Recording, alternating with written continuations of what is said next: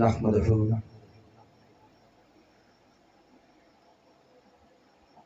ونصلي ونسلم على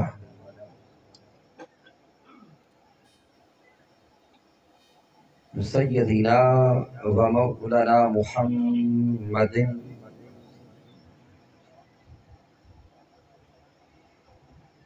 نبي الأمين المكين الكريم الرؤوف الرحيم. أما بعد فأعوذ بالله من الشيطان الرجيم. بسم الله الرحمن الرحيم. قال الله تبارك وتعالى في القرآن المجيد: إنا أنزلناه في ليلة القدر وما أدراك ما ليلة القدر ليلة القدر خير من ألف شهر.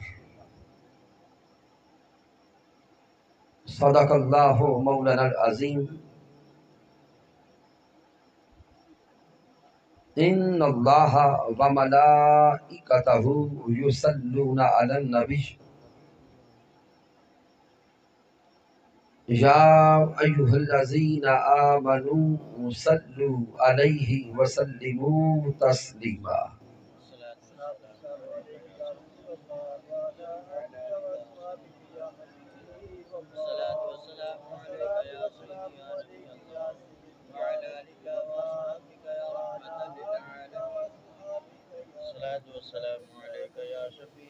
اللہ رب العزت کی توفیق سے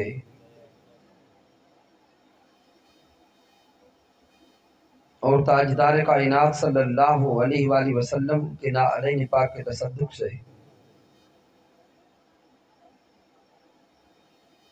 محرم الحرام کی بابرکت ساعتوں میں بادشاہ پور کی سرزمین پر آستانہ عالیہ چشتیہ مہریہ کے زیر اہتمام سالانہ 10 روزہ محافل ذکر امام حسین علی مقام انعقاد پذیر ہیں. ان محافل ذکر امام حسین علی مقام علیہ السلام کی آج 8ویں نشست میں ہم حاضر ہیں.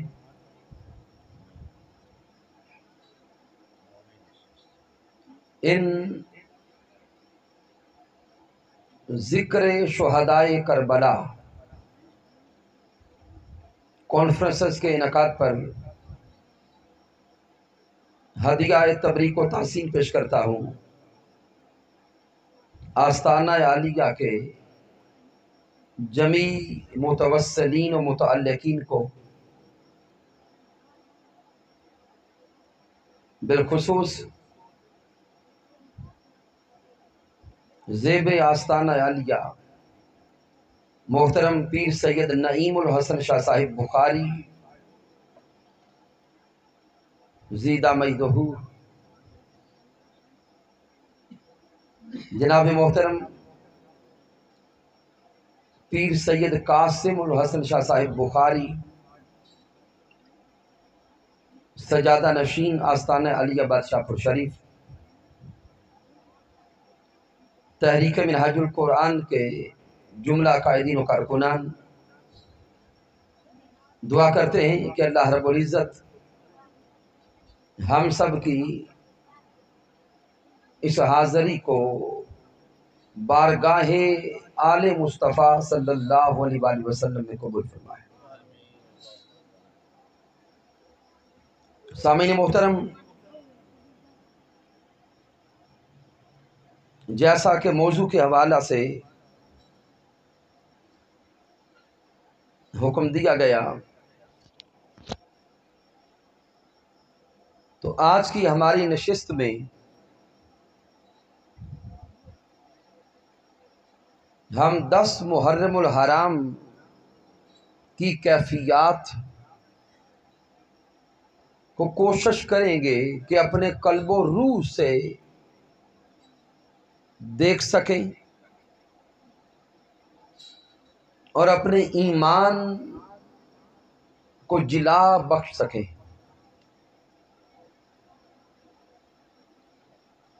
یقیناً آپ احباب ہر روز آقا امام حسین علیہ السلام کا ذکر سنتے ہیں، اور یقیناً اس طلب اور اس ذوق اور اس شوق کے ساتھ آتے ہیں کہ ہمارے سینے میں آقا امام حسین علیہ السلام کی محبت کی تڑپ بھی پیدا ہو اور آپ کی فکر کی تڑپ بھی پیدا ہو۔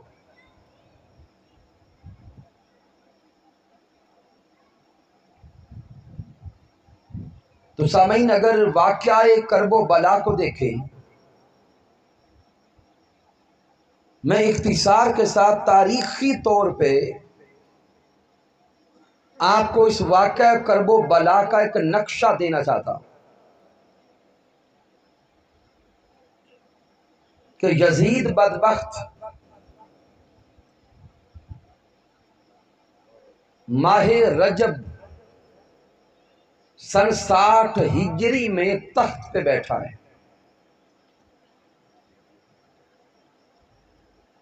تخت پہ بیٹھتا گیا تو اس نے مدینہ کے گورنر کو خط لکھا کہ مدینہ کی 4 ہستیاں ہیں جنہوں نے میرے نام پہ بیعت نہیں کی تھی، لہذا مدینہ کے گورنر کو لکھتا ہے کہ فوراً ان 4 ہستیوں کی میرے نام پر بیعت لی جائے، اگر بیعت نہیں کرتے تو ہر مشکل سے مشکل وقت ان کے سامنے لا کھڑا کیا جائے۔ ان میں ایک ہستی حضرت امام حسین علی مقام کی ہے، دوسری شخصیت حضرت عبداللہ ابن زبیر رضی اللہ تعالی عنہ کی ہے، تیسری شخصیت حضرت عبداللہ ابن عمر رضی اللہ تعالی عنہ کی ہے، اور چوتھی شخصیت حضرت عبد الرحمن بن ابی بکر رضی اللہ تعالی عنہ، جن کا اس سے چند دن پہلے ہی وصال ہو گیا تھا۔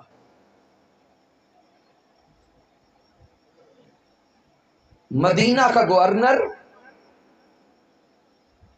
آقا امام حسین علی مقام سے گورنر ہاؤس میں بلا کر بیعت کرنے کی طلب کرتا ہے، لیکن آقا امام حسین فرماتے ہیں کہ مجھ جیسا شخص رات کے اندھیرے میں چھپ کر کبھی بیعت نہیں کر سکتا۔ لیکن ساتھ گورنر ہاؤس میں مروان بھی بیٹھا تھا، وہ مدینہ کے گورنر کو کہتا ہے کہ اگر امام حسین اس لمحے گورنر ہاؤس سے نکل گئے تو پھر کبھی ہاتھ نہیں آئیں گے، لہذا معاذاللہ سختی سے نپٹا جائے۔ آقا امام حسین نے مروان کے جملے سنے تو اس کے سامنے بڑی دلیری اور جرأت سے بولتے ہیں، اے بدبخت، تو میرے ساتھ سختی کرنے کی بات کرتا ہے؟ اگر تیرے اندر جرأت ہے تو آ میرے سامنے کھڑا ہو۔ مروان دبک گیا، پیچھے ہٹ گیا۔ آقا امام حسین واپس اپنے گھر تشریف لائے، گھر آ کے مشورہ کرتے ہیں کہ مدینہ کی سرزمین اب ہمارے لیے رہنے کے قابل نظر نہیں آتی، یہاں پہ رہنا مشکل ہو گیا۔ تفصیل کا وقت نہیں، میں اشارے دے کے آگے 10 محرم الحرام کے دن تک پہنچنا چاہتا ہوں۔ آخر امام حسین علی مقام نے مدینہ المنورہ میں حضرت سیدہ کائنات حضرت سیدہ طیبہ طاہرہ سیدہ فاطمہ الزہرا سلام اللہ تعالی علیہا آپ کے مزار اقدس پہ حاضری دی۔ آقا امام حسین نے اپنی والدہ محترمہ کے مزار اقدس پہ حاضری دی، الوداعی سلام کہا، الوداعی سلام کہہ کر حضور تاجدار کائنات کے روضہ اقدس پہ گئے، آقا کریم کی قبر انور پہ گئے، کتب کو اٹھا کے دیکھیں تو الفاظ پڑھ کے آپ کا جگر پھٹنے کو آئے گا۔ آقا امام حسین آقا علیہ السلام کی قبر انور کے ساتھ چمٹ گئے اور حضور کی قبر انور کے ساتھ لپٹ کر رو کے کہتے ہیں، پیارے نانا جان، یہ وہی مدینہ ہے جس مدینہ کی گلیوں میں آپ کندھوں پہ بٹھا کے سواری کرایا کرتے تھے، یہ وہی مدینہ ہے جس مدینہ میں آپ سینے سے لگا کر مدینہ کی گلیوں کی سیر کروایا کرتے تھے، یہ وہی مدینہ ہے جس مدینہ میں آپ اپنی پشت پہ بٹھایا کرتے تھے، وہی مدینہ ہے جس مدینہ میں آپ اعلان کیا کرتے تھے کہ حسین منی وانا من الحسین۔ یہ جملے محبت برے، عشق برے، بڑی تڑپ کے ساتھ حضور کی بارگاہ میں عرض کر کے کہتے ہیں، پیارے آقا جان، نانا جان، اب وہی مدینہ ہے، آپ کی امت کے کچھ لوگوں نے یہاں پہ رہنا دشوار کر دیا۔ آقا امام حسین علیہ السلام اسی تڑپ کے ساتھ اپنے خانوادہ کو لے کر 28 رجب المرجب مدینہ منورہ کو الوداع کہہ کے مکہ المکرمہ کی طرف جاتے، 3 شعبان المعظم مکہ المکرمہ کی سرزمین پہ پہنچے۔ چند دنوں بعد ہی آپ کو محسوس ہو گیا کہ یزید لعین کے جاسوس مکہ کی سرزمین پہ بھی پیچھے پھرتے ہوئے نظر آ رہے ہیں۔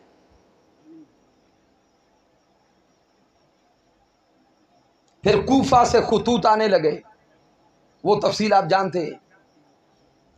آقا امام حسین علی مقام کو کوفہ سے کوئی 2 4 10 یا درجن خطوط نہیں آئے، سینکڑوں کی تعداد میں کوفہ والوں نے خط آقا امام حسین کو لکھے کہ آپ مکہ کو چھوڑ کے کوفہ تشریف لے آئیں۔ آقا امام حسین علی مقام کی مشاورت جاری رہی، جمیع صحابہ کرام نے، دیگر محبین نے آپ کو یہی مشورہ دیا کہ اے امام علی مقام، آپ مکہ کو چھوڑ کے کوفہ تشریف نہ لے جائیں، چونکہ کوفہ والے وفا کرنے والے نظر نہیں آتے۔ لیکن آقا امام حسین فرماتے ہیں کہ میں نے جانے کا فیصلہ کر لیا۔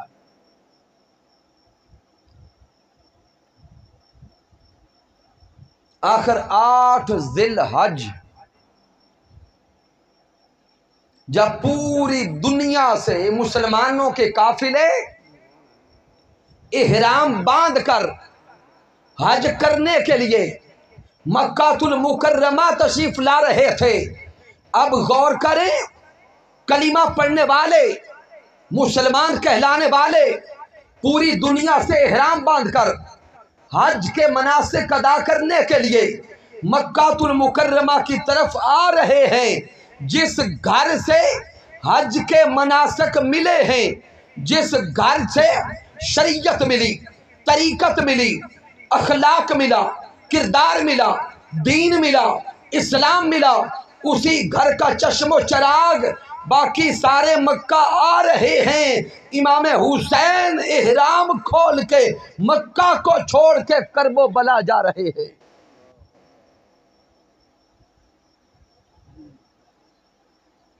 آقا امام حسین علی مقام کا 8 ذی الحج کو احرام کھول کر کرب و بلا کی طرف قدم اٹھانا یہ بتا رہا تھا کہ جب دین اسلام پہ کڑا وقت آ جائے، دین اسلام پہ مشکل وقت آ جائے، اس وقت مناسک حج کرنا عبادت نہیں رہتا، بلکہ اس وقت ظالم، فاسق، فاجر وقت کے یزید کے سامنے کھڑے ہونا عبادت بن جاتا ہے۔ یہ امام حسین علی مقام کے احرام کھول کر کرب و بلا کی طرف قدم اٹھانے نے پہلا سبق دیا تھا۔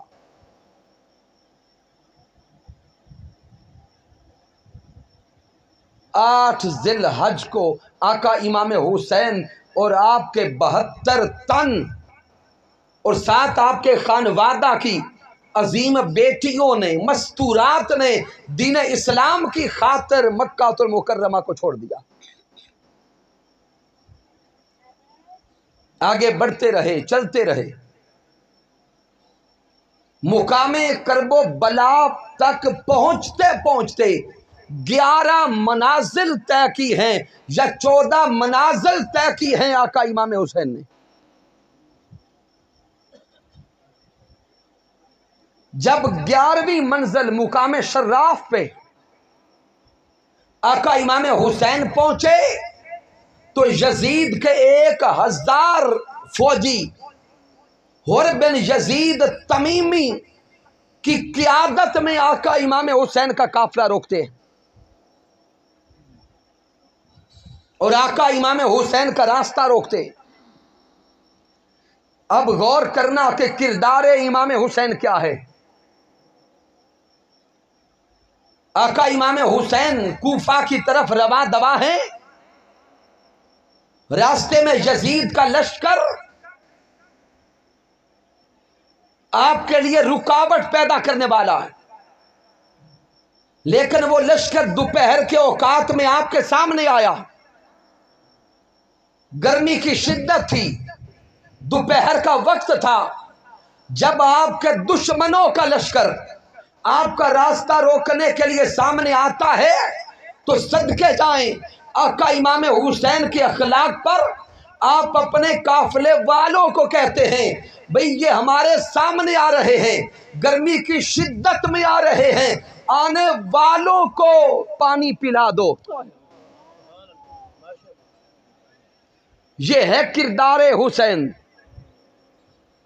آقا حسین فرماتے ہیں وہ دشمن تو ہیں لیکن پیاسے ہیں، ان کو تھوڑا اونچا بولیں گے، پانی پلا دو۔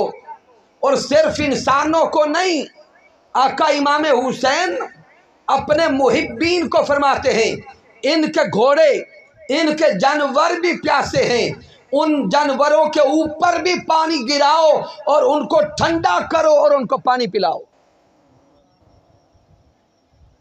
آقا امام حسین علی مقام کا راستہ روکا گیا۔ امام حسین علیہ السلام نے مذاکرات کے لیے آفر کی، مذاکرات کو کئی جہات سے ٹالا گیا، یہاں تک کہ یہ قافلہ چلتا چلتا 2 محرم الحرام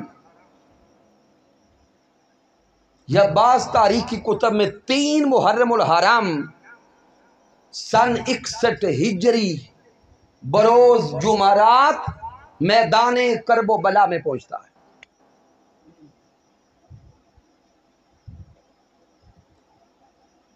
جب اس مقام پہ آقا امام حسین کی سواری پہنچی تو آپ کا گھوڑا رک گیا۔ آقا امام حسین علی مقام نے اس جگہ کا نام پوچھا، تو آپ کو بتایا گیا کہ اس کو کرب و بلا کہتے ہیں۔ آقا امام حسین نے نام سنا تو اپنے محبین کو فرمایا کہ بس سامان اتار دو، خیمے لگا دو، یہی ہمارا آخری ٹھکانہ ہے، یہی ہماری مقتل گاہ ہے۔ اب آپ کے محبین تعجب سے سوال کرتے ہیں کہ آقا امام حسین کیا فرما رہے ہیں؟ تو آپ فرماتے ہیں کہ جب میرے بابا جان حضرت مولا علی شیر خدا رضی اللہ سفر کرتے کرتے یہاں سے گزر رہے تھے، آقا امام حسین فرماتے ہیں میں آپ کے ساتھ تھا۔ تو جب مولا علی شیر خدا اس مقام پہ پہنچے تو حضرت علی شیر خدا نے فرمایا تھا اے بیٹے حسین، یہ ہے وہ مقام کرب و بلا جہاں پہ آپ کو اور آپ کے خاندان کو رب کے راستے میں شہید کر دیا جائے گا۔ اور ساتھ آقا حسین فرماتے ہیں کہ مولا علی شیر خدا نے مجھ سے پوچھا تھا کہ بیٹے حسین جب وہ وقت آئے گا تو کیا کرو گے؟ دیکھیں آقا امام حسین کو تیار کیسے کیا جا رہا ہے۔ امام حسین فرماتے بابا جان جب وہ وقت آئے گا تو میں اللہ کے نام پہ صبر کروں گا۔ تو حضرت مولا علی شیر خدا نے فرمایا تھا بیٹے حسین اللہ صبر کرنے والوں کے ساتھ ہے۔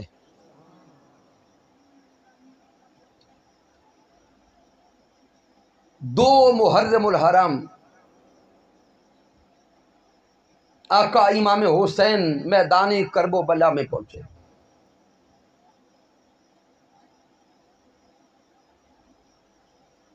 پورا ہفتہ کم و بیش مختلف انداز سے مذاکرات کے سیشن رہے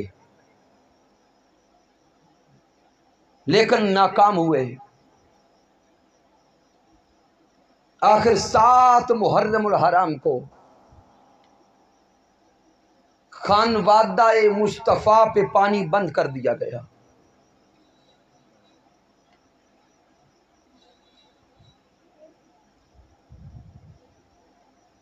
وہ خاندان جن کے تصدق سے پوری کائنات کو پانی ملتا ہے،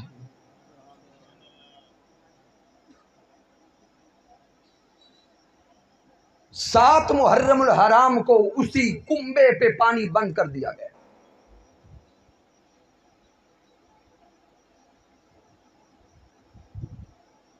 یہاں تک کہ 10 محرم الحرام کی شام آئی،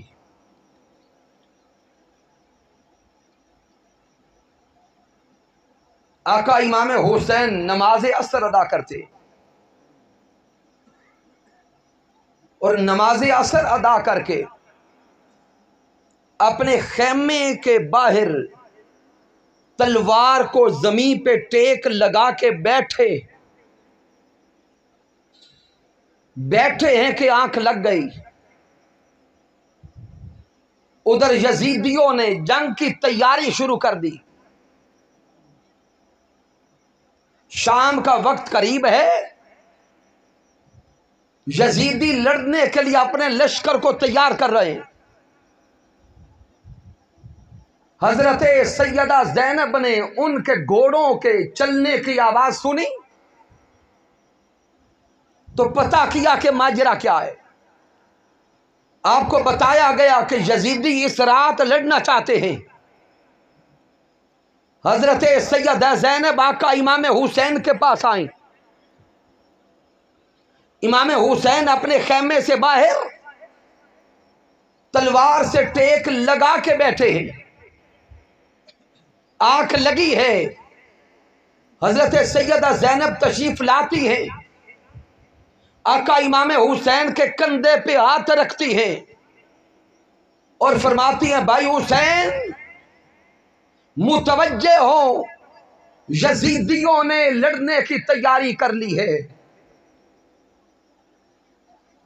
آقا امام حسین فرماتے ہیں اے بہن سیدہ زینب آپ پریشان نہ ہو، ہم نے بھی جانے کی تیاری کر لی ہے۔ سیدہ زینب فرماتی ہیں بھائی حسین کیا تیاری کی؟ تو آپ فرماتے ہیں کہ ابھی آنکھ لگی تھی تو نانا جان تشریف لائے، آقا علیہ الصلوۃ والسلام تشریف لائے، اور پیارے آقا نے فرمایا ہے بیٹے حسین صبر کرنا، کل شام کی آپ کی افطاری ہمارے ساتھ ہو جائے گی۔ آقا امام حسین علی مقام نے یزیدیوں کو پیغام بھیجا کہ آج رات جنگ کو ٹالا جائے، اور یہ رات کو جنگ کا ٹالا جانا کسی خوف کی وجہ سے نہیں تھا۔ آقا امام حسین اپنے محبین سے بھی کوئی آخر میں راز کی باتیں کرنا چاہتے تھے، اور رات کے پچھلے پہر اپنے مولا سے بھی کوئی راز و نیاز کرنا چاہتے تھے۔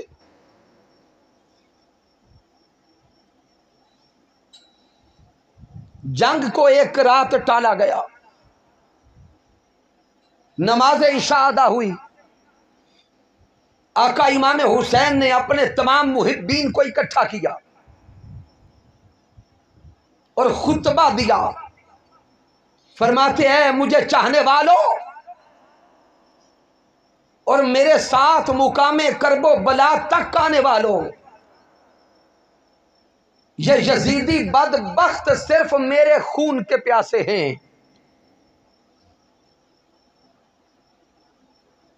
میں تم سب کو اجازت دیتا ہوں کہ واپس پلٹ جاؤ، میں تم سب سے راضی ہوں، اور اتنا راضی ہوں کہ کل یوم قیامت اپنے بابا جان اور نانا جان کی بارگاہ میں تمہاری سفارش بھی کروں گا، شفاعت بھی کروں گا کہ یہ مجھ سے محبت کرنے والے تھے، آخری دم تک یہ میرے ساتھ رہے۔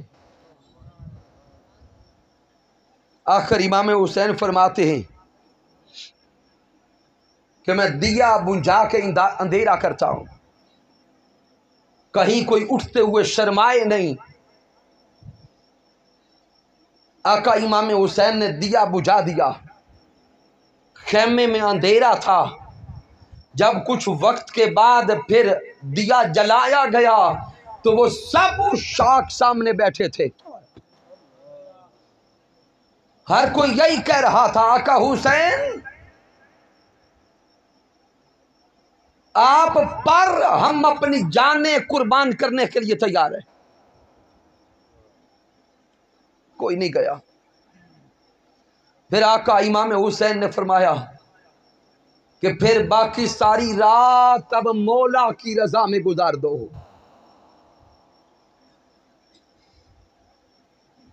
9 اور 10 محرم الحرام کی یہ درمیانی شب آقا امام حسین کے خیموں سے محبت و عشق کی آوازیں آتی تھیں، کسی خیمے سے تلاوت قرآن کی آواز آ رہی ہے، کسی خیمے سے تسبیحات نماز کی آواز آ رہی ہے، کوئی عاشق خدا سجدہ کر رہا ہے، کوئی قیام کر رہا ہے، کوئی رکوع کر رہا ہے، کوئی تلاوت قرآن کر رہا ہے۔ اس طرح ساری رات گزاری گئی یہاں تک کہ نماز فجر کا وقت ہوا، آذان فجر کا وقت ہوا، آذان فجر کی آواز دونوں لشکروں سے گونجی،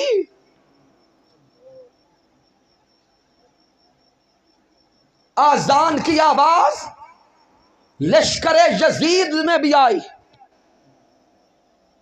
آذان کی آواز لشکر امام حسین سے بھی آئی، نماز با جماعت بھی دونوں طرف پڑھی گئی، اب غور کریں گے اگلے نقطہ پر. آزان بھی دونوں طرف تھی، نماز بھی دونوں طرف تھی، کلمہ بھی دونوں طرف تھا.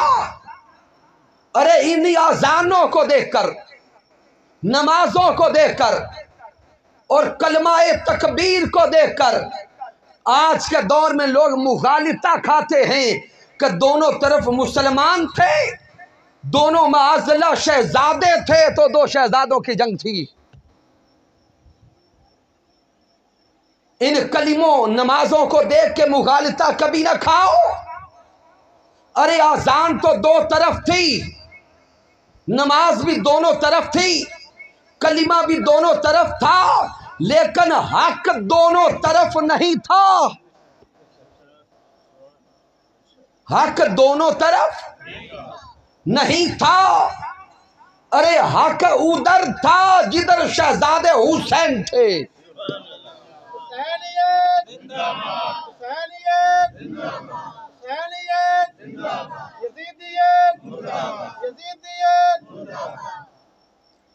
حق ادھر تھا جدھر خان وادہ مصطفیٰ تھا. اور ہمارا منہاج القرآن والوں کا عقیدہ تو اس سے بھی کچھ آگے کا ہے. لوگ کہتے ہیں کہ آقا امام حسین حق پر تھے. اس جملے کو سمجھیے گا.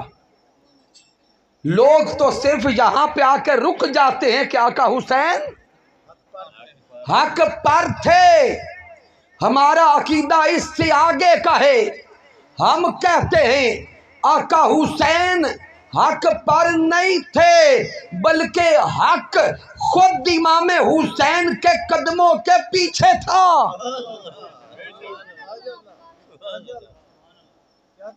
ارے ہمارا عقیدہ تو یہ ہے جدھر جدھر حسین جا رہے تھے حق خود ان کے پیچھے پیچھے جا رہا تھا. چونکہ تاجدار کائنات نے اعلان کر دیا تھا یہ وہ خاندان ہے، یہ وہ کنبہ ہے، یہ وہ خانوادہ ہے، یہ وہ 5 تن ہیں کہ جن کے ساتھ حق چلتا ہے.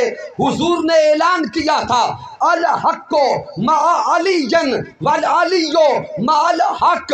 میرے حضور نے فرمایا تھا دیکھو حق علی کے ساتھ ہے اور علی حق کے ساتھ ہے.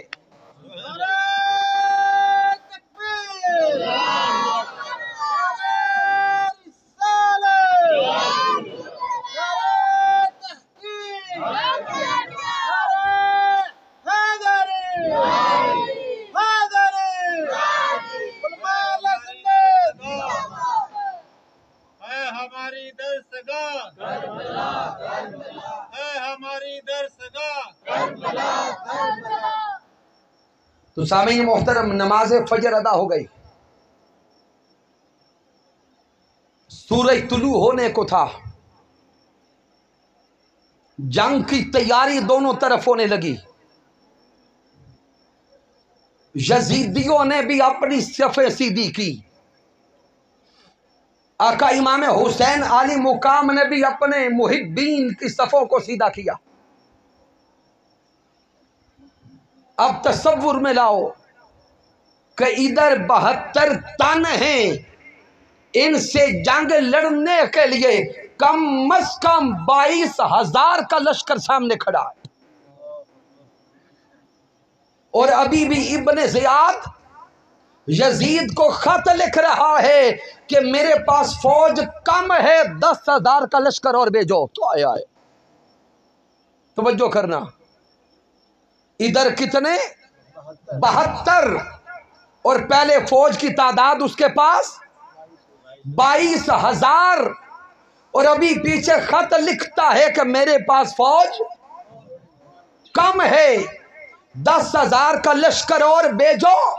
ارے اس تعداد کو اور اس دونوں طرف کے عدد کو ذہن میں لا کے سوچو تو صحیح، 72 اور 22,000 کا ظاہری کوئی جوڑ نظر آتا ہے؟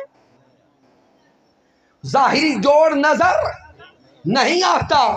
اس کے باوجود ان 72 کا رعب اتنا تھا، دبدبا اتنا تھا کہ وہ 22,000 بھی کپ کپا رہے تھے کہ سامنے شہزادہ علی کا ہے، اگر سامنا ہو گیا تو ہم کہاں جائیں گے؟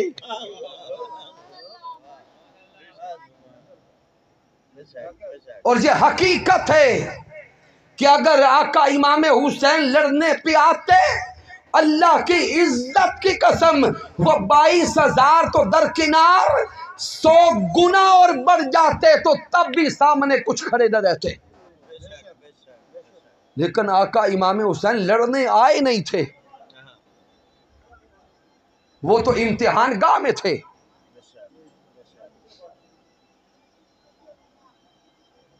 دونوں طرف کی صفیں سیدھی کی گئی۔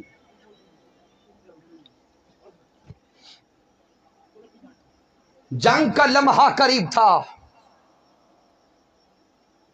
آقا امام حسین علی مقام اپنی سواری پہ سوار ہوئے، اپنے گھوڑے پہ سوار ہوئے، 22,000 لشکر کے سامنے آ کے کھڑے ہو گئے۔ ابھی جنگ شروع نہیں ہوئی، وہ 22,000 لڑنے کے لیے تیار کھڑے ہیں۔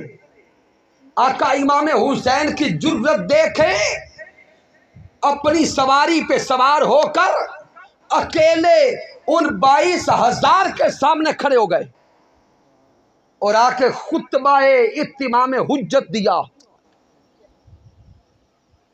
خطبہ ارشاد فرماتے ہیں، کیا یزیدیو، ارے مجھ سے لڑنے والوں، لڑنے سے پہلے مجھے پہچان لینا کہ میں کون ہوں۔ آقا امام حسین بڑی دلیری کے ساتھ خطبہ دے رہے تھے۔ فرماتے ہیں، یزیدیوں، دنیا کے پجاریوں اور دنیا کے ٹکوں پہ بکنے والوں اور دنیا کے حرص میں مرنے والوں، مجھے پہچانو، میں وہ حسین ہوں جسے آپ کے نبی محمد مصطفیٰ کندھوں پہ بٹھایا کرتے تھے۔ اپنا تعارف کروا رہے تھے، میں وہ حسین ہوں جو علی شیر خدا کا بیٹا ہوں، سیدہ فاطمہ الزہرا کا لخت جگر ہوں، میں وہ حسین ہوں جس کو امام الانبیاء تاجدار کائنات اپنی زبان چسوایا کرتے تھے، میں وہ حسین ہوں جو تاجدار کائنات کے سینے پہ کھیلا کرتا تھا، میں وہ حسین ہوں جسے تاجدار کائنات نے جنت کا سردار فرمایا، میں وہ حسین ہوں جسے محمد مصطفیٰ سونگا کرتے تھے اور فرمایا کرتے تھے کہ حسن اور حسین اس دنیا میں میرے 2 پھول ہیں۔ آقا امام حسین نے یہ خطبہ دیا اور یہ خطبہ کسی خوف کی وجہ سے نہیں دیا، یہ خطبہ اس لیے دیا تھا کہ کل یوم قیامت، میدان قیامت میں جب یہ پکڑے جائیں گے، کہیں رب کے سامنے عذر پیش نہ کریں کہ ہم نے حسین کو پہچانا نہیں تھا۔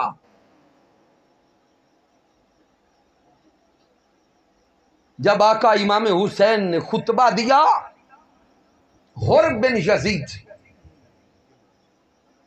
کپ کپانے لگا، اس کے جسم پہ لرزہ طاری ہو گیا۔ حر کے اپنے یزیدیوں کے لشکر میں کھڑے کسی ساتھی نے کہا، حر تمہیں تو ہم نے ساری زندگی بڑا دلیر دیکھا ہے، آج یہ چہرے کا رنگ فک کیسے ہو گیا؟ تو حر بن یزید ابن زیاد سے بول کے کہتا ہے، ابن زیاد واقعی کیا امام حسین سے لڑو گے؟ ابن زیاد نے کہا ہاں لڑیں گے۔ اور دوسرا سوال کرتا ہے، کیا واقعی حضور کے جگر کے ٹکڑے کو قتل کرو گے؟ ابن زیاد نے کہا کریں گے۔ حر بن یزید اپنے گھوڑے کو ایڑ لگا کے کہتا ہے کہ پھر تم ظالمو اسی جہنم کے ایندھن میں پڑے رہو، میں تو جنت میں حسین کے قدموں میں جا رہا ہوں۔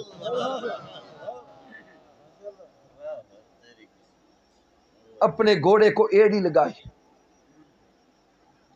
چل کے آقا امام حسین کے قریب آئے اور امام حسین سے عرض کرتے ہیں آقا حسین بڑا شرمندہ ہوں، احساس ندامت ہے، لیکن کیا میری توبہ قبول ہو سکتی ہے؟ ارے اس خانوادے کا جگرا تو دیکھیں۔ حضرت امام حسین فرماتے ہیں اور اگر لوٹ آئے ہو تو جا، تجھے دنیا اور آخرت میں ہور کرتے ہیں۔ توبہ قبول کروا دی، بخشش کی نوید سنا دی۔ پھر وہی ہر سب سے پہلے کم و بیش آقا امام حسین کے قدموں پہ قربان ہو گئے۔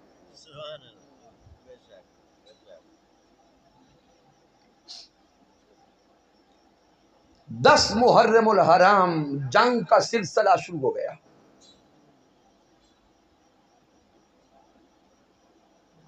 آقا امام حسین علی مقام کے محبین عشاق ایک ایک کر کے اپنی جان اپنے مولا کی بارگاہ میں پیش کرتے رہے۔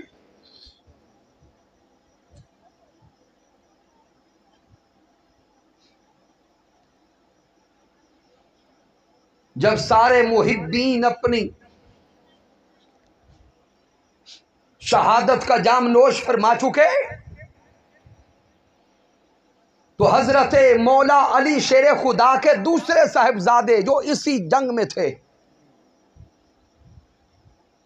حضرت ابو بکر بن علی، عمر بن علی، عثمان بن علی، وہ سب آقا امام حسین کے نام پہ قربان ہوتے رہے۔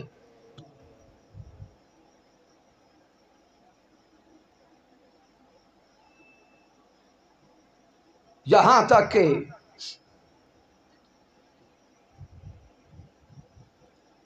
آقا امام حسن مجتبی کے شہزادے حضرت قاسم رضی اللہ تعالی عنہ آقا امام حسین کی بارگاہ میں آتے ہیں۔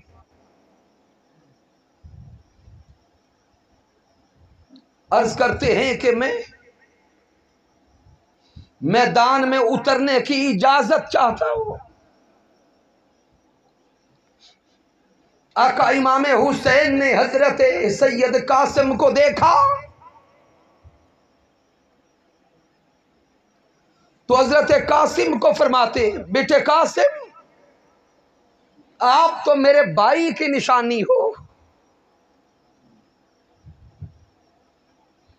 آپ کو دیکھ کر بھائی حسن یاد آتا ہے۔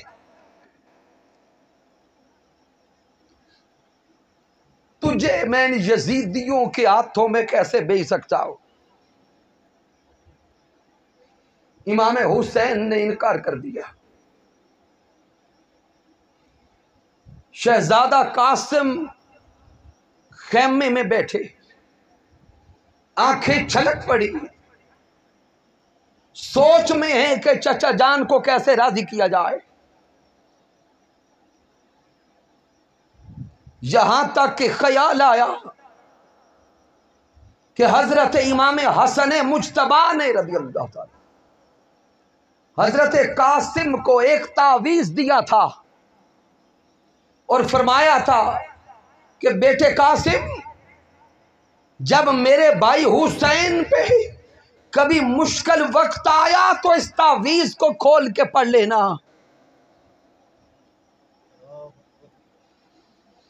حضرت قاسم نے کہا کہ اس سے مشکل وقت اور کون سا آئے گا؟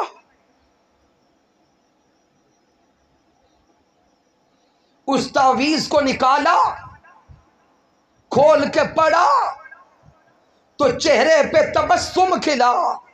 अरे वो कोई तावीज न था, वो इमाम हसन मुज्तबा का भाई हुसैन के नाम एक खत था जिसमें लिखा था, भाई हुसैन ताजदार कायनात ने मार्का करबो बला की सारी खबरें दी थी।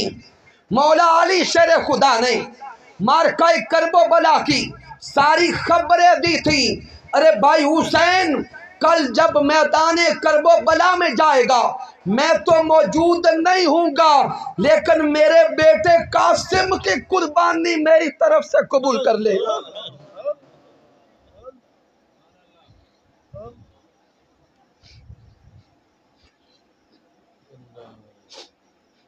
हजरत कासिम वो खत लेके दौड़े,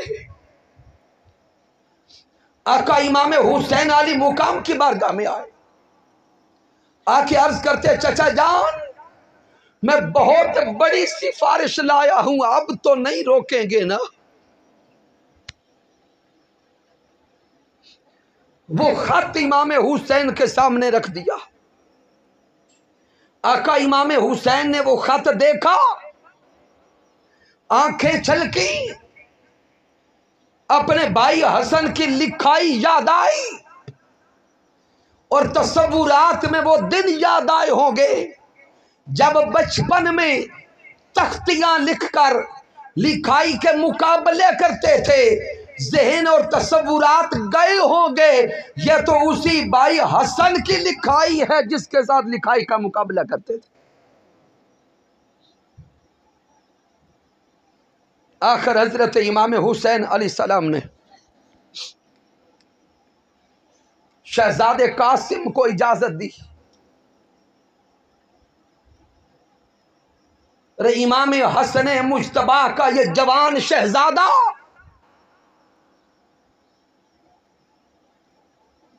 हुसन का पैकर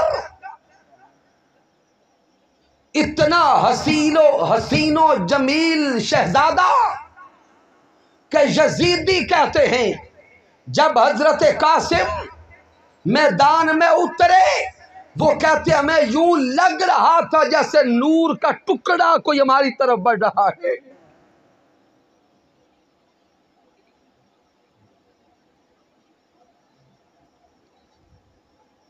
उन्नीस साल के करीब उम्र हजरत कासिम जब मैदान जंग में उतरे, यजीदियों को ललकारा, तो इब्ने जियाद ने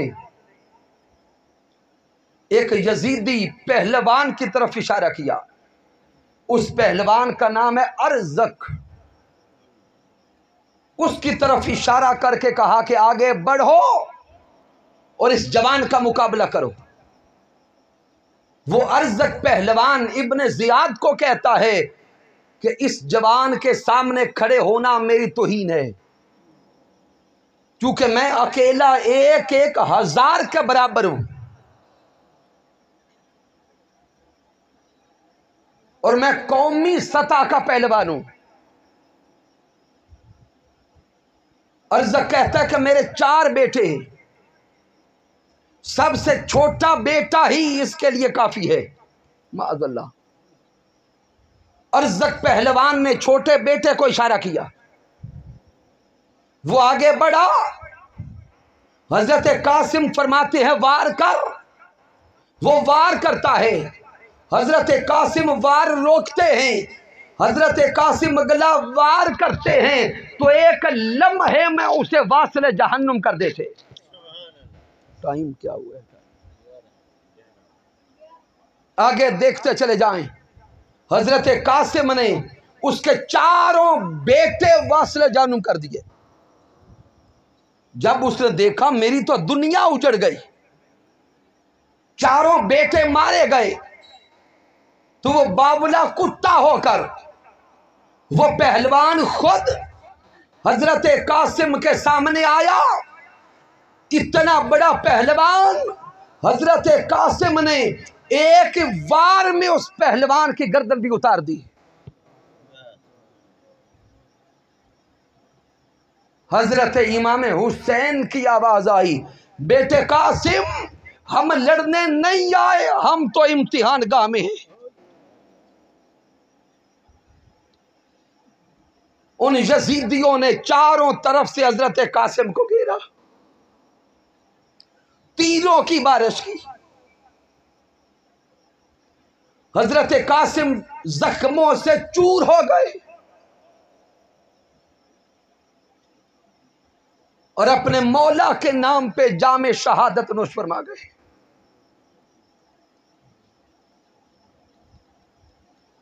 پھر حضرت غازی عباس رضی اللہ تعالی عنہ کی شہادت ہے، پھر حضرت علی اکبر رضی اللہ تعالی عنہ کی شہادت، معصوم شہزادے حضرت علی اصغر کی شہادت۔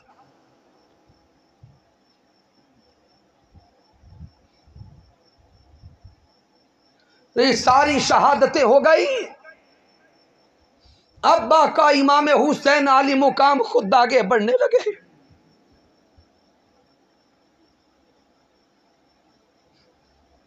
خیموں میں گئے، مستورات سے ملاقات کی، ملاقات کر کے اب گھوڑے پہ سوار ہونے لگے۔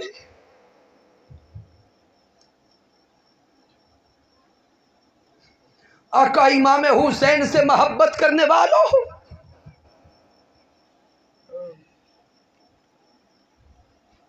اور خانوادہ رسول سے محبت کرنے والوں،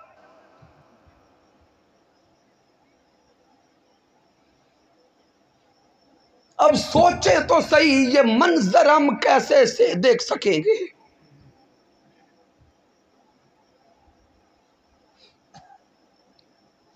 آقا امام حسین علی مقام گھوڑے کے قریب آئے، آقا امام حسین نے دستار مصطفیٰ پہنی، ہاتھ میں حضرت مولا علی شیر خدا کی ذوالفقار، جب سوار ہونے لگے تو آنکھیں برس پڑی۔ بہن سیدہ زینب قریب آتی ہے، فرماتی ہے بھائی حسین کیا ہو گیا؟ صبح سے لے کے اب تک آپ کو روتے نہیں دیکھا،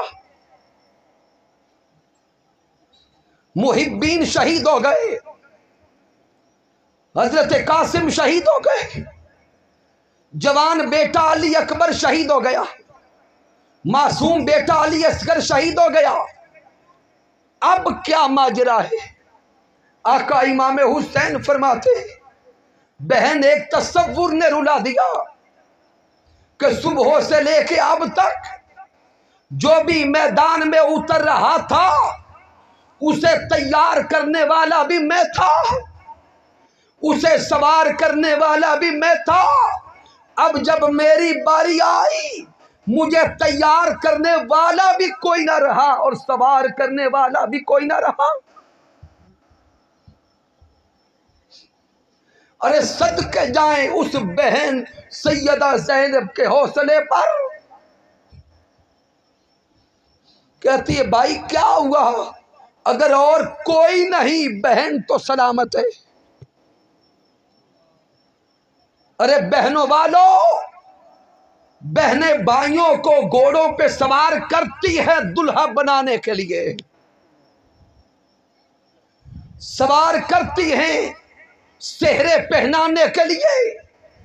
اس کائنات میں یہ کیسی انوکھی بہن ہے کہ اپنے بھائی کو قربان کرنے کے لیے گھوڑے پہ سوار کر رہی ہے۔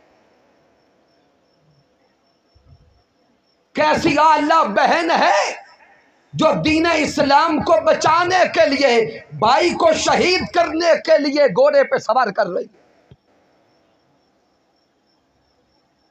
آقا امام حسین میدان کرب و بلا میں اترے، یزیدیوں کو للکارا، جو سامنے آتا گیا واصل جہنم ہوتا گیا، جو سامنے آتا گیا واصل جہنم ہوتا گیا۔ अरे तसव्वुर में मैदान करबो बला को लाओ, 10 मुहर्रमुल हराम का दिन आका इमाम हुसैन की तलवार हरकत में है। इमाम हुसैन का मैदान करबो बला में लड़ना देखो। अरे देखने में तो हुसैन था, लेकिन लग रहा था खुद मौला अली शेर खुदा मैदान में उतर आए हैं। जो बदबख्त सामने आता जहन्नुम जाता।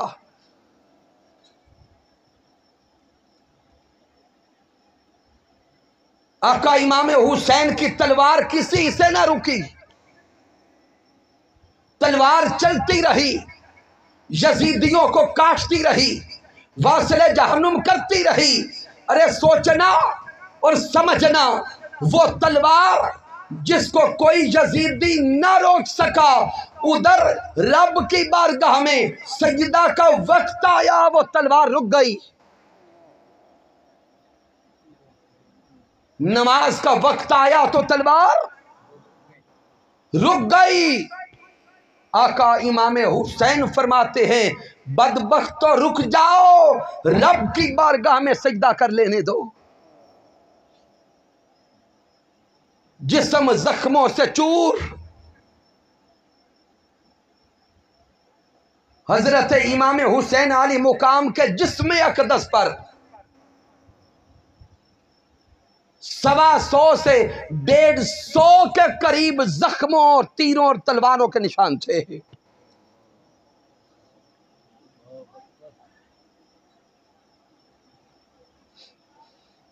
अरे वो आका इमाम हुसैन जिनका लड़खड़ाना देख के हुजूर मिंबर छोड़ दे कि कहीं हुसैन गिर न जाए, उसी हुसैन को मैदाने करबो बला में तीरों और तलवारों से शहीद कर दिया गया। आका इमाम आली मुकाम का सर अक़दस सजदा में, आपका सर अनवर सजदा में है। दुश्मन ने चारों तरफ से घेरा है। उसी मैदान करबला में फरिश्ते भी मौजूद हैं। उसी मैदान करबला में हजरत सैयदा कायनात सैयदा फातिमा ज़हरा भी मौजूद हैं। उसी मैदान करबला में मौला कायनात मौला अली शेर खुदा भी मौजूद हैं रूहानी तौर पर। उसी मैदान करबला में हुजूर ताजदार कायनात भी मौजूद हैं रूहानी तौर पर। इधर दुश्मन ने घेर लिया, आका इमाम हुसैन का जिस्म अक़दस जख्मी है, जख्मों से चूर है, जख्मों से छलनी है। उधर उसी मैदान करबला में हजरत सैयदा फातिमा ज़हरा इमाम हुसैन को पुकार के कह रही थी, बेटे हुसैन मेरे दूध की लाज रख लेना। अली शेर खुदा पुकार रहे थे, बेटे हुसैन मेरे खून की लाज रख लेना। ताजदार कायनात फरमा रहे थे, मेरे हुसैन मेरे कंधों की सवारी की लाज रख लेना। अरे तसव्वुरात में देखो, वो रब्बे कायनात इमाम हुसैन से फरमा रहा था, अरे मेरे हुसैन इस करबला में मेरे दीन की लाज रख लेना, दीन की लाज रख लेना। अरे जब हम जिक्र हुसैन करते हैं, लोगों को तो यहां दुनिया में जमीन पे हमारा किया हुआ जिक्र हुसैन हजम नहीं होता। अरे ईमान की निगाह से देखो और कुरान और हदीस की निगाह से देखो, जिक्र हुसैन صرف زمین پر نہیں ہے، آسمانوں کی طرف دیکھو، آسمانوں میں بھی ذکر حسین ہو رہا ہے۔ کوئی کہے کہ علامہ صاحب غلو کر رہے ہیں، دلیل قرآن و حدیث سے دیتا ہوں۔ قرآن مجید میں رب کائنات فرماتا ہے فَاذْكُرُونِی اذکرکم، بندے تو میرا ذکر کر، میں تیرا ذکر کروں گا۔ آقا امام حسین نے جس طرح اللہ کا ذکر کیا ہے، اس زمین پہ کوئی اور فرد ابھی تک ایسا اللہ کا ذکر نہیں کر سکا۔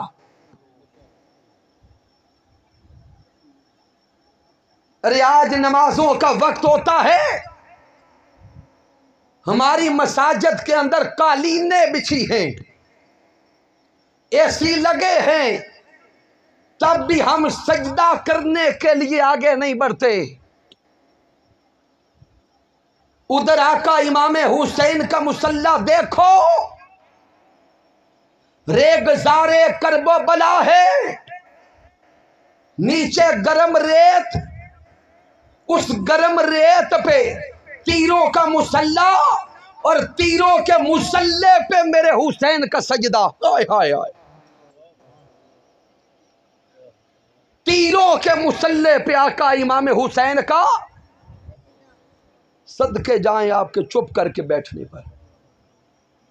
آقا امام حسین علی مقام کا ایسا سجدہ ہے کہ جو تیروں کے مصلی پر سجدہ کر رہے ہیں اور زبان سے تسبیح ادا کر رہے ہیں، سبحان ربی الاعلی، سبحان ربی الاعلی، سبحان ربی الاعلی۔ ارے ادھر آقا امام حسین ریگزار کرب و بلا میں سبحان ربی الاعلی کی تسبیح کر رہے ہوں گے، عرش پہ بیٹھا رب جواب دیتا ہوگا لبیک یا حسین، لبیک یا حسین، لبیک یا حسین۔ ارے گھبراتے کیوں، ہاتھ اٹھا کے بولو لبیک یا حسین، لبیک یا حسین، لبیک لبیک لبیک یا حسین، لبیک لبیک لبیک یا حسین، لبیک لبیک لبیک یا حسین۔ ارے لبیک یا حسین کا نعرہ لگانے والوں، یہ نعرہ لگاتے ہوئے شرمایا نہ کرو، گھبرایا نہ کرو۔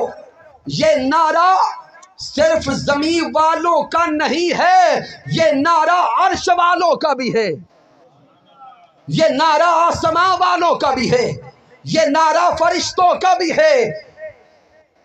ادھر سبحان ربی الاعلی کی صدا ہے اور ادھر لبیک یا حسین کی صدا ہے۔ آخر آقا امام حسین علی مقام نے دین اسلام کے تحفظ کے لیے، شریعت مصطفیٰ کو بچانے کے لیے اپنی قربانی رب کائنات کی بارگاہ میں پیش کر کے رب کی بارگاہ میں عرض کر دیا مولا میرا عشق تیری بارگاہ میں پہنچا، مولا میرا عشق تیری بارگاہ میں پہنچا، اور اے مولا میں نے تو سنا تھا کہ لوگ کہتے ہیں ابھی عشق کی انتہا اور بھی ہے، ابھی عشق کی انتہا اور بھی ہے۔ آقا حسین رب کی بارگاہ میں عرض کرتے ہوں گے مولا میں نے تیری ذات سے ایسا عشق کیا، تیری ذات میں ایسی فنائیت پائی کہ اپنی اولاد کو تیری ذات پہ قربان کر دیا، اپنے نام کو تیرے نام پہ قربان کر دیا، اپنی صفات کو تیری صفات پہ قربان کر دیا، اپنے افعال کو تیرے افعال پہ قربان کر دیا، اپنی ذات کو تیری ذات پہ قربان کر دیا۔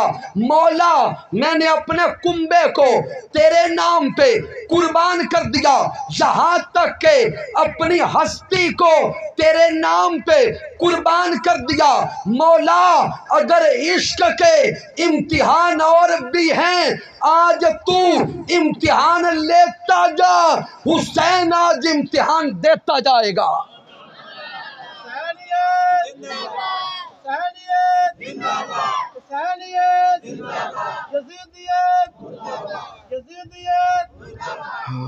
تو آقا امام حسین کے چاہنے والوں، آئیے اپنی زندگیوں کو سیرت امام حسین عالی مقام میں رنگنے کی کوشش کریں۔ یہ 10 دن صرف ذکر سنا نہ جائے، بلکہ اس ذکر میں اپنے آپ کو رنگا جائے۔ یہ آستانہ عالیہ چشتیہ مہریہ پر 10 روزہ محافل ذکر امام حسین، یہ صرف ذکر سنانے کے لیے نہیں ہیں، بلکہ آپ کے اور میرے خمیر کو ذکر حسین میں گوندنے کے لیے ہیں۔ اس لیے زندگیوں کو فکر حسین کے نام کر دے، زندگیوں کو ذکر حسین کے نام کر دے، اپنی اولادوں کو ذکر امام حسین اور ذکر آل مصطفیٰ پڑھایا بھی کریں، سکھایا بھی کریں۔